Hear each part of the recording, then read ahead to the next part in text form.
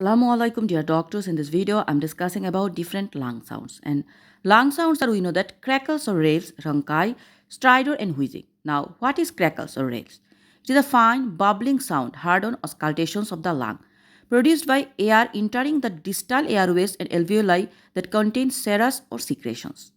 Now, about ronchi, it is abnormal, coarse, rattling respiratory sound, usually caused by secretion in the bronchial airway. And stridor, it is an abnormal high-pitched musical sound and caused by an upper airway obstructions, that is subglottic. Now about the wheezing. It is from a rhonchi characterized by a high-pitched musical quality produced in the lower airway bronchioles. Now look the image they marked. First one is that stridor. It is the upper airway and supraglottic inspiratory. So upper airway and supraglottic inspiratory is stridor. Next, wheezes, that is expiratory. And wheezes location, we know that secretion in the bronchial airway. Now about the rhonchi. Rhonchi is expiratory wheezing and it is produced in that secretion of the bronchial airway. Next one is that rails, that is inspiratory or expiratory both.